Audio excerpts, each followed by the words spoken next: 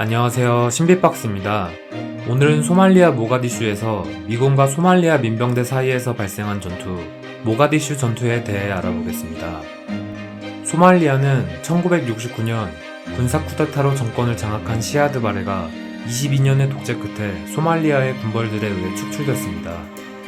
하지만 시아드 바레를 몰아냈던 소말리아 군벌 세력들은 자신들이 권력을 차지하고자 밥그릇 쟁탈전을 하기 시작했고, 여러 군벌들은 정치적으로 우위에 있던 마흐디 무하메드와 군사적으로 우위에 있던 파라 아이디드 두 파벌로 나뉘어 소말리아는 사실상 내전에 접어들어 수백만 명의 난민이 발생하고 수십만 명의 민간인들이 목숨을 잃었습니다.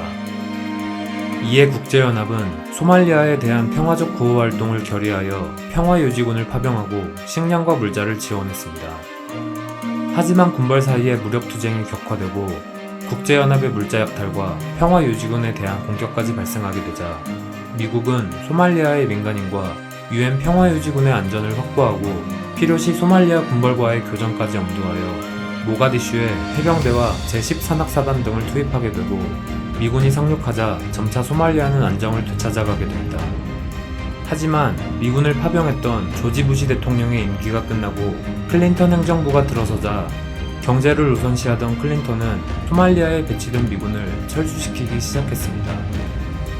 그리고 유엔은 소말리아에서 철수한 미군의 빈자리를 대신하기 위해 소말리아에 대한 두 번째 평화적 구호활동을 결의하고 대한민국의 상록수 부대를 포함한 다국적군 약 3만여 명을 소말리아로 파병했습니다.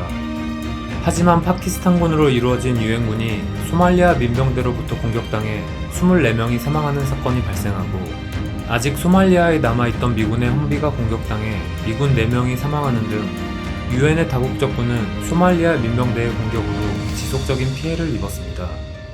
이렇게 다국적군의 피해가 계속 발생하자 파병했던 국가들이 하나둘씩 병력을 철수시켰습니다. 클린턴은 델타포스와 레인저, 나이트 스토커 등 미국 최고의 특수부대로 태스크포스를 구성하고 이들을 소말리아에 투입해 아이디들을 신속하게 체포한다는 계획을 곧바로 실행에 옮겼고, 모든 작전을 3주 안에 끝낸다는 자신감으로 육군소장 윌리엄 게리슨 장군을 필두로 소말리아에 상륙했습니다. 하지만 이들의 작전은 번번이 실패하고 상륙한 지 6주가 지나 아이디드에게 자금과 무기를 조달하던 알리아토를 체포했지만, 이에 대한 보복으로 미군의 블랙호크를 격추시켜 3명의 미군이 사망하게 됩니다. 현재의 상황에서 미군의 피해만 커질 것이라고 판단한 게리슨 장군은 하루빨리 아이디드와 그의 주변 인물들을 체포하기로 결정하고, CIA의 감청과 미리 심어놓은 소말리아의 정보원을 통해 아이디드의 정치 고문들이 모가디슈의 올림픽 호텔에 모인다는 정보를 얻게 됩니다. 미군은 리틀버드로 델타포스가 건물에 침투하여 목표물을 체포하고, 블랙호크에서 패스트로프로 레인저를 투입해 리틀버드와 함께 건물 주변을 방어, 그리고 지상에서는 지상군이 험비와 트럭으로 체포한 목표물 그리고 레인저와 함께 철수한다는 보딕서펀트 작전을 개시하게 됩니다. 작전이 개시되기 전에는 이 모든 것을 30분 안에 끝낸다는 생각으로 시작했고, 1993년 10월 3일 15시 32분 작전 개시 암호명 아이린과 함께 작전이 시작되며 리틀버드와 블랙호크가 기지에서 이륙했습니다. 같은 날 16시경 델타포스는 올림픽 호텔에서 목표물을 체포하는 데 성공했고, 16시 15분 목표물을 호송할 지상군도 현장에 도착하여 목표물을 트럭에 태워 현장에서 철수하기 시작했습니다. 그런데 목표 건물로부터 약 400m 떨어진 곳에서 블랙호크 헬기가 RPG-7 로켓에 회전익이 피격되며 추락했습니다. 미군의 지휘부는 작전을 수행 중인 모든 병력이 추락 현장으로 이동해 민병대의 접근을 차단하고 구조할 것을 명령하게 됩니다. 하지만 얼마 뒤 블랙호크 추락 현장에 지원을 가던 또 다른 블랙호크가 민병대의 RPG-7 로켓에 다시 한번 피격되고 첫 번째 추락 지점으로부터 거의 1km나 떨어진 장소에 추락했습니다.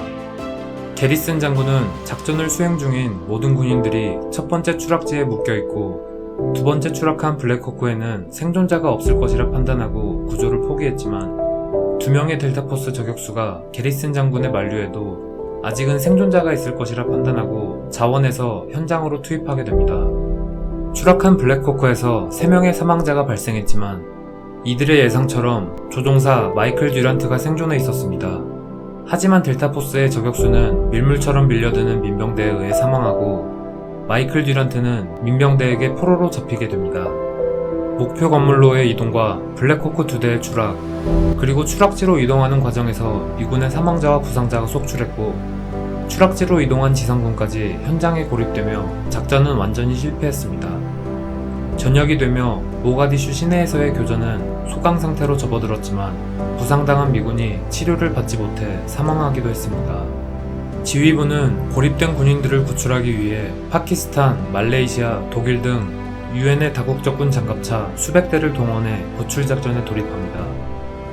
이들은 모가디슈 시내를 샅샅이 뒤져가며 고립된 군인들과 전사자들을 찾아냈지만 트럭이 전사자와 부상자들로 꽉 차 몇몇의 레인저 대원들은 차량에 탑승하지 못하고 탈출 지점까지 약 5km의 거리를 발로 뛰어서 모가디슈를 탈출해야 했고 레인저 대원들이 탈출하며 달린 거리를 모가디슈 마일이라고 부르고 있습니다.